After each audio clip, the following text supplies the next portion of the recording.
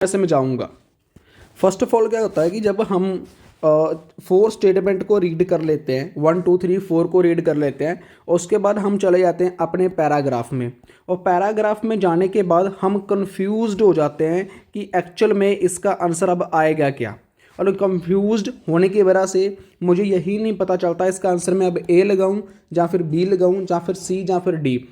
जहाँ इंस्टीट्यूट में आपको रीडिंग थोड़ी बहुत ही अच्छी मिलती है, यहाँ पर आपका स्कोर अच्छा आता है, बट रियल एग्ज़ाम में स्कोर अच्छा नहीं आता है।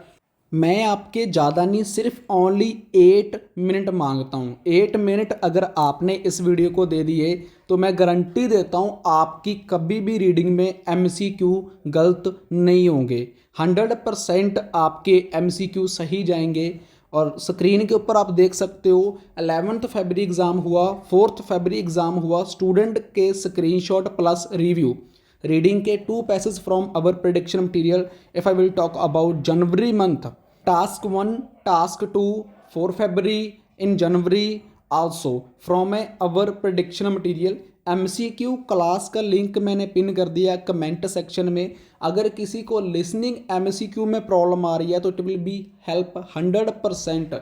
बट हर एक चीज़ को टाइम देना पड़ता है। अगर आपका स्कोर नहीं आ रहा, आप आइलेट्स में काफ़ी ज़्यादा परेशान हो चुके हो, तो प्लीज़ मेरी आपसे एक रिक्वेस्ट है, अपने आप को रोक दो। बिकॉज अपने आप को अगर रोकोगे, अपने आप से आप पूछोगे कि आप इतने तेज़ क्यों दौड़ रहे हो, इतनी रफ्तार तेज़ क्यों है, तो आपको इसका सलूशन मिलेगा।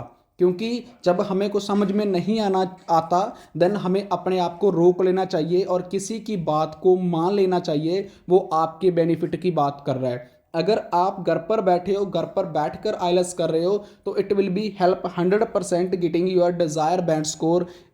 आपके अच्छे से स्कोर आ सकते हैं, देख सकते हो। चाहे तीसरी बार एग्ज़ाम हो, चाहे फोर्थ टाइम एग्ज़ाम हो, चाहे फिफ्थ टाइम एग्ज़ाम हो, आइलेट्स वाला इंडिया ने क्रैक करवाया है। चाहे 9 बैंड स्कोर लेने की बात हो रीडिंग में, तो उनके 100% आते हैं। बट जो हमारे ऊपर विश्वास करते हैं, ट्रस्ट करते हैं, अगर आपको प्रेडिक्शन प्लस मटेरियल चाहिए तो आप मुझे व्हाट्सएप के ऊपर मैसेज कर सकते हो। अच्छे से रीडिंग की क्लास चाहिए, 5000 6000 नहीं लगाना चाहते तो क्लास को अटेंड करें। डेली हम लोग क्लासेस अपलोड करते हैं।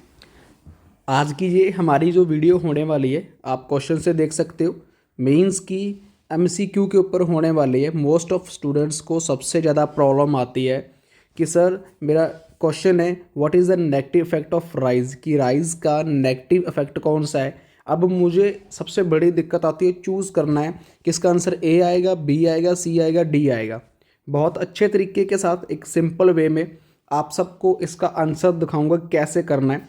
फर्स्ट ऑफ ऑल हमें करना है, इन दिस क्वेश्चन कीवर्ड्स है, जो मेन हमारे कीवर्ड है उनको अंडरलाइन कर लेना है। तो सबसे जो हमारे मेन कीवर्ड क्या है वो है राइज प्लस नेगेटिव इफेक्ट। इसमें क्या होता है कि इसमें ज़्यादातर पॉजिटिव एंड नेगेटिव इफेक्ट के बारे में बताया गया होता है, तो हमें चूज़ एक करना है।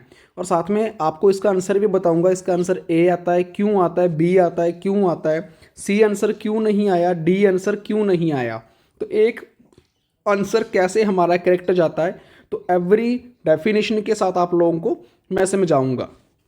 फर्स्ट ऑफ ऑल क्या होता है कि जब हम 4 स्टेटमेंट को रीड कर लेते हैं, 1 2 3 4 को रीड कर लेते हैं, उसके बाद हम चले जाते हैं अपने पैराग्राफ में।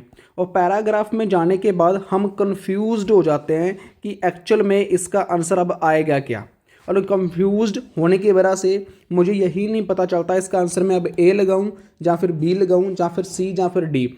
जहाँ इंस्टीट्यूट में आपको रीडिंग थोड़ी बहुत ही अच्छी मिलती है, यहाँ पर आपका स्कोर अच्छा आता है, बट रियल एग्ज़ाम में स्कोर अच्छा नहीं आता है। ये सबके साथ हो चुका है, आप एक्सपीरियंस भी ले सकते हो उन स्टूडेंट्स से जिन्होंने एग्ज़ाम दिया है। तो आपने क्या करना है, सबसे पहले आपने कीवर्ड्स अंडरलाइन कर लेने हैं। कीवर्ड्स हमारे अंडरलाइन हो चुके हैं, ये हमारे मेन कीवर्ड्स हैं। उसके बाद आपने A B C और D इन क्वेश्चंस को आपने रीड नहीं करना, मतलब कि ये हाइड कर देने आप लोगों ने।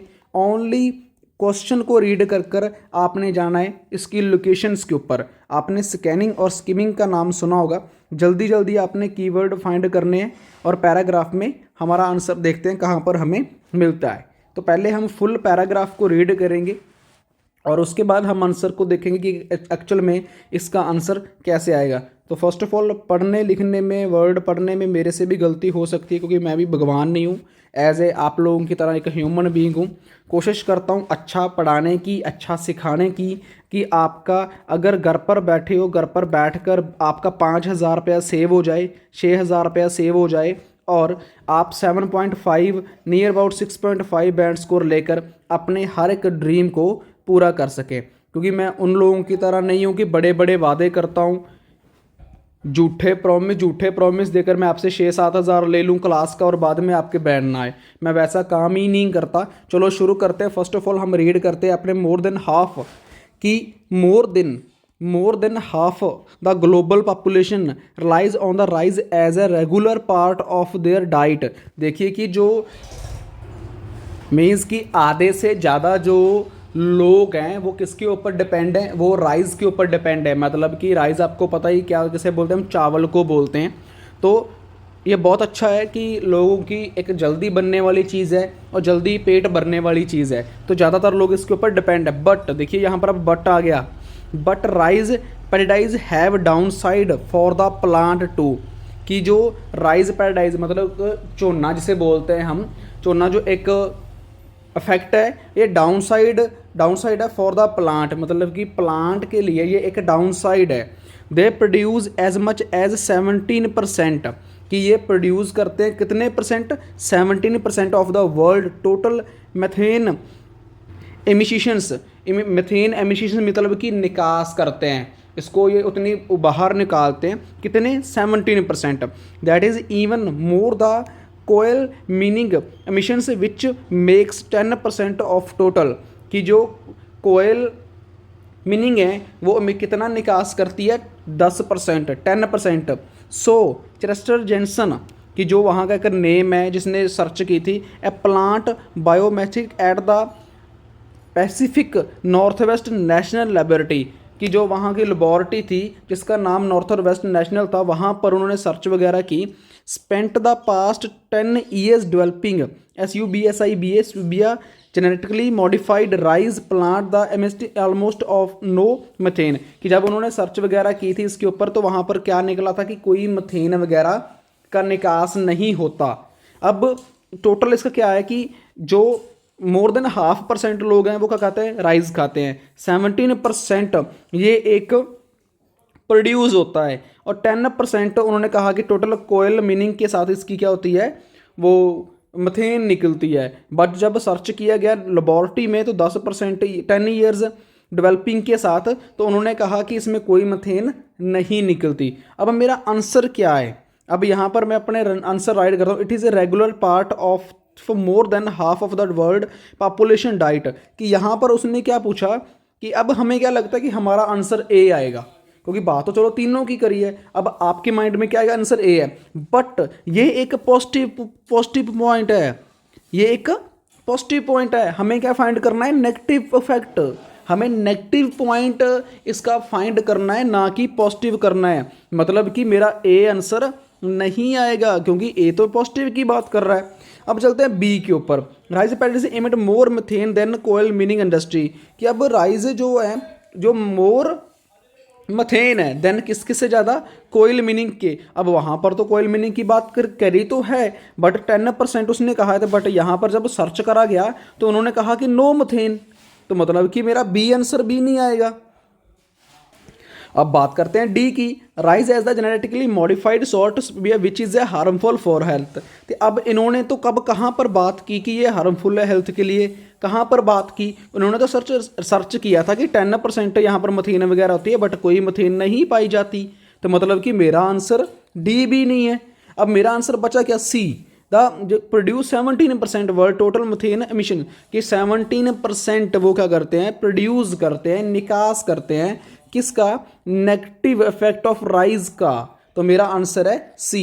अब मैं आपको बताता हूँ ये कैसे पता चले। अब यहाँ पर देखिए आंसर ए क्यों नहीं आया, वाई, इसकी वजह क्या है। तो यहाँ पर इसकी वजह आप लोगों को दिखाई गई है कि gives us a true completely opposite information. की जो इसमें थी वो टोटली ऑपोजिट इन्फॉर्मेशन थी from what we are looking.